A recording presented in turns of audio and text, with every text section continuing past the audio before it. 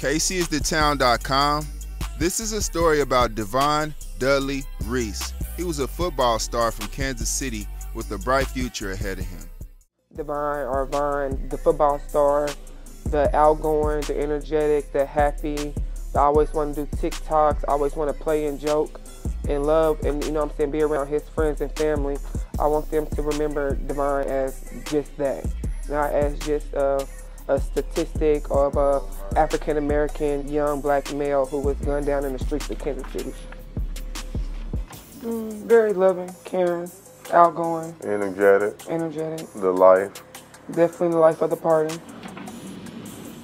Football was his thing, he was quarterback. So you playing varsity football and you're a freshman. And all the seniors was gathering and okay, well, this is our quarterback. We have to ride with him, even though he's a freshman. But he led them through the IL championship, and he was everything. It's just so empty inside right now. So we feel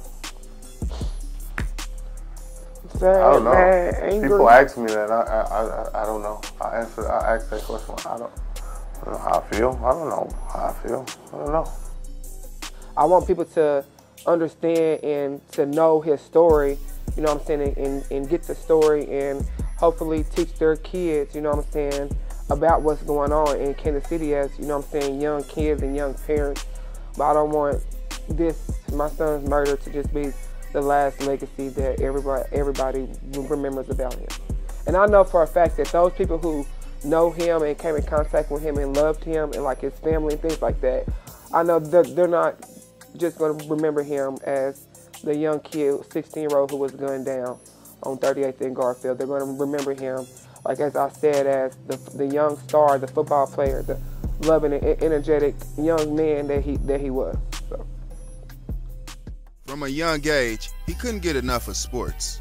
He started playing football around the age of 6, his parents said. DeVohn didn't miss a single season after. He played for the KC Rebels youth team until he earned the spot of starting quarterback as a freshman for Southeast High School's varsity team. Colleges started reaching out to him shortly after. Yes, he practiced a lot, said DeVohn's father, Vershawn Dudley, 34. But his son was also a natural, earning the name Monster on his youth football team, a nod to his hefty frame. We always said he had one of those Patrick Mahomes arms, his mother said. Mike Coulter, who was the principal at Carver Dual Language School in Kansas City when DeVohn attended, said his former student was a very good-hearted individual and a person who continuously tried to improve himself. While he struggled early on with reading, Coulter said DeVohn did well in math, which was taught in Spanish. But where he excelled most was with the football in hand. Coulter said it was clear DeVohn was a gifted athlete, from pickup games on the school playground at recess to the football field. When DeVohn earned a starting spot on the varsity team as a freshman, Coulter came to see one of his games, snapping photos of his former student as he took the field. He played outstandingly, and I saw his potential. He was a much better quarterback at that age than I was. And I went on to play the position in college myself. I was looking forward to great things from DeVohn. His mother referred to him as being her very first best friend. He was a leader from a young age, vibrant, humble, and constantly energized. Unlike his younger brothers, who were more shy, DeVohn was the life of the party. When he wasn't tossing a football with his cousins, he was likely making TikToks with his brothers, his parents said. He loved shrimp fried rice and orange chicken. He could hold a conversation with men 3 times his age, a skill his parents said showed his maturity. When Reese faced her own struggles through his upbringing, she asked her sons if they resented her in any way. "Mama, you're doing the best that you can," DeVohn always told her. He faced challenges of his own. At the start of his youth football career, he was hit by a car. He flew into the air and needed a number of surgeries, but he pushed through his recovery, still refusing to sit out a football season. He recently got a job at Pizza Hut, and he helped his dad with his towing business after school and on the weekends. always eager to help change a tire or jump a car. DeVohn's sights were set on playing football in college, preferably at a HBCU. He hoped to follow in the footsteps of one of his cousins, who plays for Minnesota. He would have been the first person in his immediate family to go to college. His parents couldn't wait. If you're going to go to school, make sure you don't be regular. Be the doctor, be the psychologist, strive for something higher, Dudley said. Last year, Dudley bought a home in Independence. The school district was better, the football team was bigger. He and Reese hoped to get their sons away from Kansas City's historically underserved and under-resourced urban core. I told him to go as far as you can. Just see everything. See more than this, Dudley added, gesturing to the South Kansas City house he sat in. We just wanted our sons to have the best possible life ever, to be able to take care of themselves, Reese said. On November the 27th, DeVohn Dudley-Reese lounged on his mom's couch, squishing her decorative pillows despite her insistence he keep them fluffed. He dozed off, his thumb in his mouth, something his dad teased him about. The 16-year-old was growing into a man, but he was still very much a child. DeVohn woke up and ate cereal and a breakfast sandwich with his little brothers.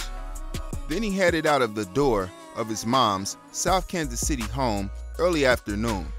Before he left, Deshaun Reese, 34, told all 4 of her sons that she loves them. She never wants them to forget. After DeVohn left the house, he hooked up with his friend Jazion to go handle some business. DeVohn Dudley-Reese and Jazion Sanders met up with 2 unidentified men at the intersection of 38th and Garfield. The 2 unidentified men were in the neighborhood to sell some tires. The 4 men were standing on a block talking to each other, and out of nowhere, Jazion pulled out a blick. DeVohn's first instinct was to grab one of the unidentified men, who then pulled out a gun and shot DeVohn, who collapsed. Then the unknown 4th person upped a blick and shot Sanders. A 3rd person was also injured in the shooting. No further information has been released by 12. Reese and Dudley said as of Tuesday morning they hadn't heard anything from 12 since the day their son was killed. They still don't know what happened that day. The incident happened November 27th. Today is December the 19th, and nobody has been charged in the shooting. They have footage and victim statements. The families deserve to know the full story of what happened on November the 27th. Hopefully, they'll get some type of justice. Okay. Jazion was the first to pull out a blick, so he escalated the situation. I don't know the full story, but based off the story that's public record, Jazion escalated the situation. All right? By pulling out the blick first. I don't know why he was pulling it out or what made him pull it out or what. I don't believe DeVohn knew Sanders was gonna up a pole. Had he knew, I don't believe he would have went down there with them. Were the men selling tires or rims? It's a big difference. Some media outlets be calling Forgianos hubcaps. So I like to know exactly what was being sold. It seems like it was some type of a deal gone bad. They released the man that blicked DeVohn, but 12 was talking about charging him. But as of today, no charges have been filed. The whole incident is on video, so they know what happened. It's just a matter of time. All right, I'm out of here.